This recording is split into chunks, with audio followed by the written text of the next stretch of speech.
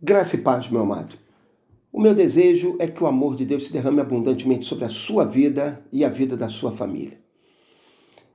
Já foi dito que missões se faz com aqueles que vão, com aqueles que sustentam financeiramente, com suas ofertas sacrificiais, aqueles que estão nos campos anunciando o Evangelho, e missões se faz com aqueles que intercedem. Missões se faz com aqueles que dobram os joelhos e oram em favor daqueles obreiros que estão nos campos proclamando a boa nova da salvação em Cristo Jesus. De uma certa maneira, todos nós somos chamados a estar envolvidos com a causa missionária mundial. Alguns são chamados a ir, outros são chamados a sustentá-los financeiramente. E todos nós somos chamados à oração. Essa é a grande missão da igreja. A igreja deve dobrar os seus joelhos e clamar em favor da causa missionária mundial. Se você me perguntasse por que razão nós devemos fazer isso, eu diria para você que nós temos alguns motivos que são muito evidentes. Primeiro, nós devemos dobrar os nossos joelhos e orar em virtude das forças filosóficas e religiosas que tentam impedir o avanço da causa do Evangelho. Vivemos dias em que o ateísmo está renascendo. As pessoas estão cada vez mais abraçando essa noção de que Deus não existe, de que o mundo espiritual é uma irrealidade. Existe ao lado disso uma doutrina, uma filosofia que caminha junto com o ateísmo, que é o materialismo, o secularismo, essa preocupação apenas com o que é material, com as riquezas desse mundo, pessoas que vivem somente para esse tempo e mais nada. E essas forças filosóficas, elas impedem que as pessoas creiam no Evangelho.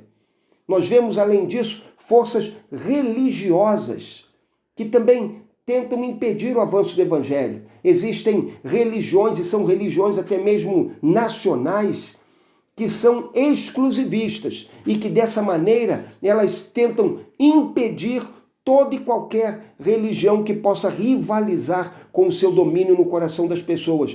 Essa é uma estratégia que Satanás usa para cegar os olhos das pessoas, os olhos do entendimento, de modo que as pessoas ficam tão presas à sua religião que deixam de conhecer o Deus vivo e verdadeiro.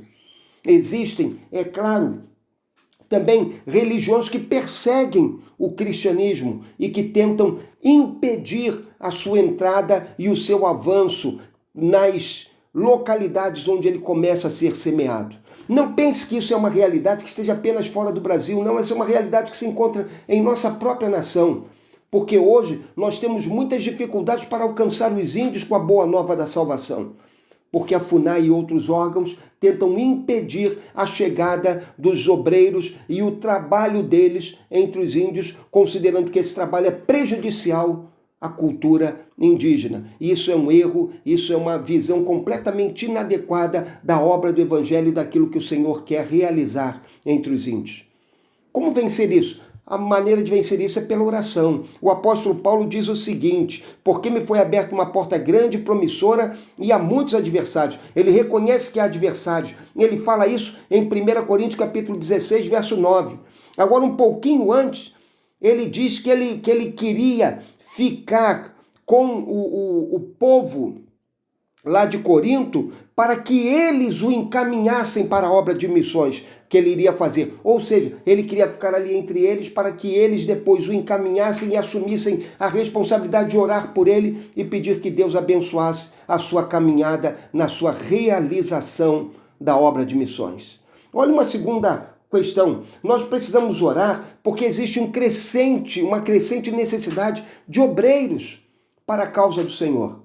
Meu amado, nós precisamos orar porque, olha só, 90% dos nossos obreiros estão trabalhando em regiões que já foram cristianizadas. As pessoas ainda não conhecem a Cristo, mas elas estão em culturas que já conhecem o Evangelho há muitos séculos.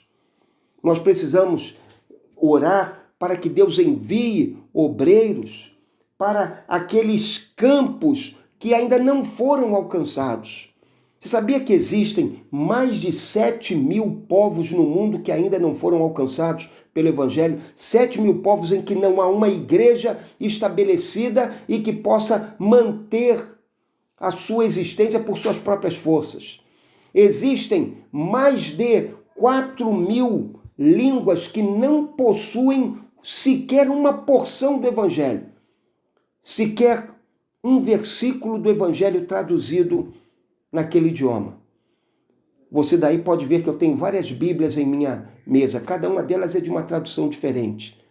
Contudo, esses povos não têm um versículo traduzido no seu idioma.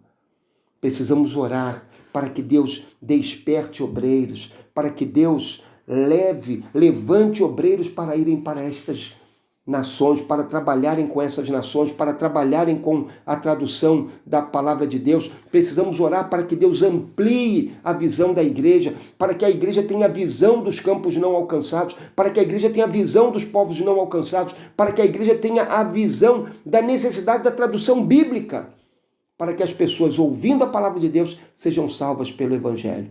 Qual é a resposta para isso? A resposta para isso é oração. Jesus falou assim: rogai ao Senhor da colheita que mande trabalhadores para a sua colheita. Precisamos orar para que Deus esteja fortalecendo espiritualmente os obreiros que estão nos campos. Precisamos orar para que Deus esteja lhes dando condições físicas, emocionais, espirituais para exercerem a obra que eles estão fazendo. Precisamos orar para que eles sejam fortalecidos pelo Senhor, para que possam resistir a toda a pressão do maligno, porque eles estão na linha de frente e muitas das vezes eles enfrentarão pressões do maligno que vão muito além da nossa expectativa, da nossa compreensão. Precisamos orar para que Deus os esteja guardando e fortalecendo. Precisamos orar para que os corações se abram para a mensagem do Evangelho. Eu gosto muito daquele texto de Atos capítulo 16, verso 14. E é um texto interessantíssimo que fala da conversão de Lídia. E diz assim o texto: uma das mulheres que nos ouvia, chamada Lídia, vendedora de tecidos de púrpura da cidade de Tiatira, era temente a Deus. O Senhor lhe abriu o coração para acolher as coisas que Paulo dizia. Veja só, Paulo prega o Evangelho, Lídia escuta o Evangelho, mas Deus abre o coração dela para receber aquela boa mensagem na sua vida e para que ela seja salva. Meu amado, nós temos de orar para que Deus mova o coração das pessoas, para que Deus remova as vendas dos olhos das pessoas, para que as pessoas, ao ouvirem o Evangelho, sejam inclinadas a aceitá-lo e o abracem pela fé. John Wesley disse uma vez que antes de alguém se converter, alguém orou. É isso que é o teu chamado e o meu chamado. Orarmos para que vidas se voltem para Cristo, para que vidas creiam em Cristo e sejam salvas pelo poder de Cristo. Meu amado, precisamos orar por missões. Orar incansavelmente por missões. Orar pelas nações. Orar para que portas se abram. Orar para que missionários sejam enviados. Orar para que vidas sejam salvas. Orar para que aqueles que estão nos campos sejam preservados pelo Senhor.